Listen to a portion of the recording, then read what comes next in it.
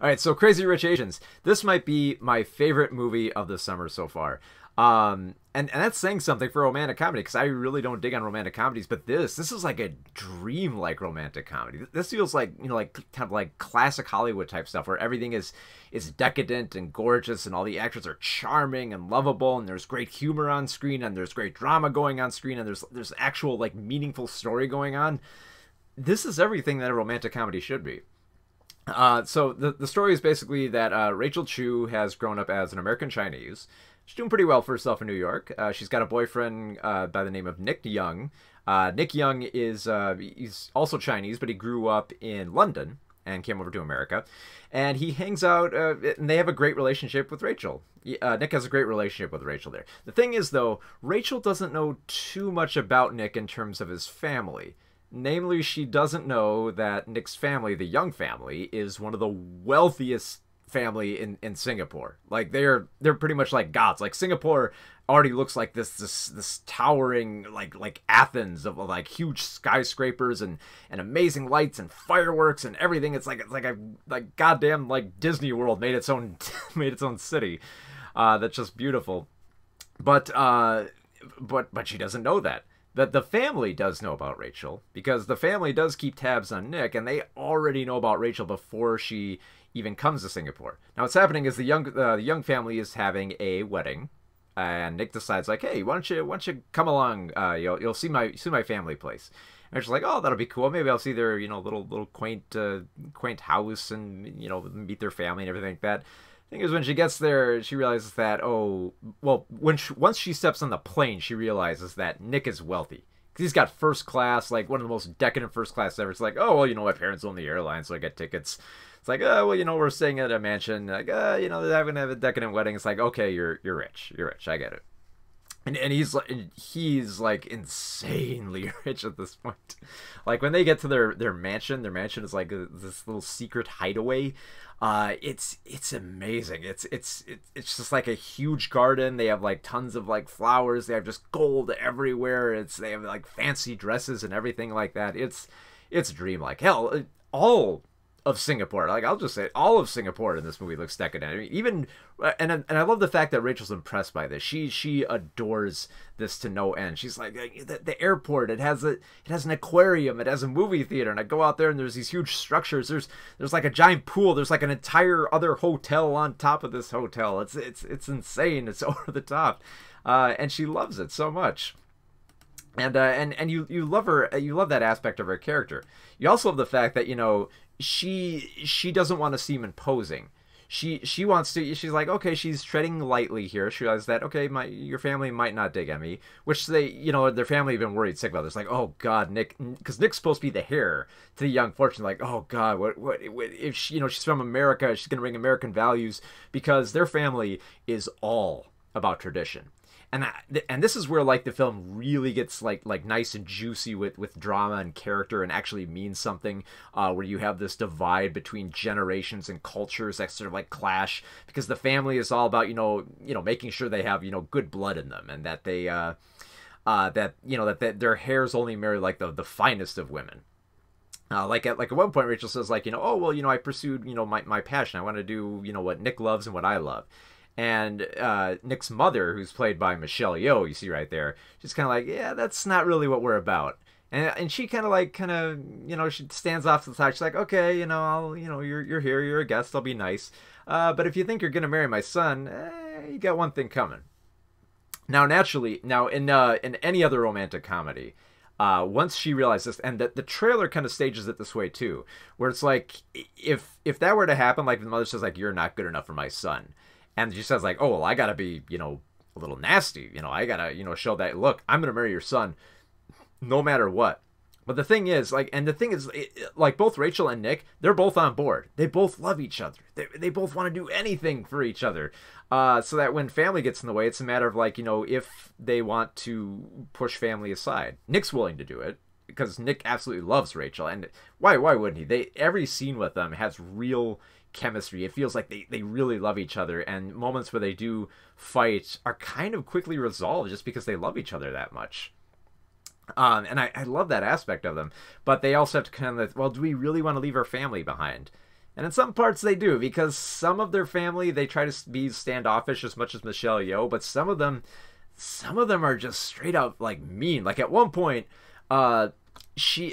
Rachel finds that there's a fish in her bedroom, like, you know, a cut up fish that's all bloody and everything, and they say like look, you know, you're a gold digging bitch, you stay away. And she's like, I don't know if I can deal with this, but she sticks it out. And why wouldn't she stick it out? Because, you know, there are aspects of this family that are niche. She meets some very, very colorful characters. Too many, in fact. There's so many other characters within the Young family that they bring into the mix that you lose track of them. Like there's an obsessed businessman who's like oh, like I could have been on like the cover of like a fashion magazine. And then you have a movie director who constantly hires his wife, who's a terrible actress in all his films. And then you have this weird, like, here's why I think the film kind of falters. Like, don't get me wrong, I absolutely love this film, but where I think it really falters is there's this subplot that almost kind of bookends it, where we follow a already married couple in the Young family that are basically you know, toppling on divorce. Like she has, like, the wife has suspicions, the husband is just drained, and he doesn't feel like he's good enough, and they just sort of succumb to, you know, the pressures of tradition and family and trying to do what's best for people. And it's tragic, it's heartbreaking.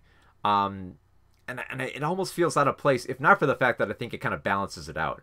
Because Nick and Rachel, they're an adorable couple. You absolutely adore them in this movie.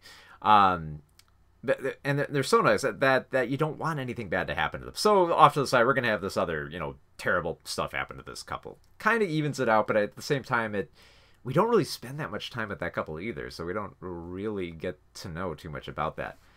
That being said, though, like, I've talked all about, like, you know, the romance and the drama, but the comedy in this, the comedy, I absolutely love. Like, romantic comedies, for me, they're just kind of like hit or miss. They try to be, like, you know, like cute and, you know, try to make a few jokes here and there. But there's one element of the film that that really makes the film incredibly hilarious. And that is, I'm going to look up her name here just to make sure I don't say it, that I don't say it incorrectly here. Because it's a one-word name and I want to pronounce it correctly. Is Rachel has a friend over in Singapore who kind of, you know, when the family seems kind of distant, she feels alone, she comes to this friend called Gulpik Lin, Gulpike Lin, I think. I'm going to say Lin. But she's played by, I want to make sure I'm saying this right, Awkwafina, I think is her name. And you've seen her in the trailer here. Like, she's this woman right here, who she has this over the top sense of fashion. She's got this memorable Southern accent, and she's the most hilarious thing in the film. She, like, literally every scene she's in, she steals. Like, she steals immediately, puts it in her handbag, and just walks away with it, because she has this undeniable charisma to her. Like, at one point, her dad is played by Ken Jeong. Not Ken Jeong. Ken Jeong, who you might know from like a whole bunch of like other films. And, you know, Ken Jeong is usually pretty funny, and he's very funny here. He has a great line, in fact, when he's looking at his three girls who are eating chicken nuggets. Say, like, you girls got to finish your chicken nuggets. There's, you know, don't you know there are people starving in America? That's a pretty funny line. But Awkwafina, she has so many memorable lines, just an undeniable energy. She keeps cocktail dresses in her car.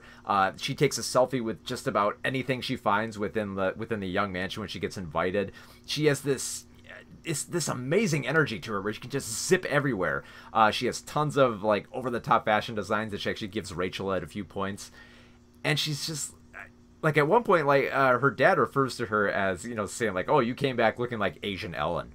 I honestly feel that, I mean, yeah, the haircut, she kind of looks like Asian Ellen. I honestly think, based on her personality, she's kind of more like an Asian Joan Rivers, honestly, because she has that sense of, like, you know, like fashion and style, and just this, you know, just this wit that just is so quick and so fast that, like, she can comment on like anything and make like the perfect joke. She has amazing timing in this. She's like, I mean, this is a huge ensemble cast, and they have a lot of memorable characters, but Awkwafina, she is by far like the breakout hit of this film, more than anything.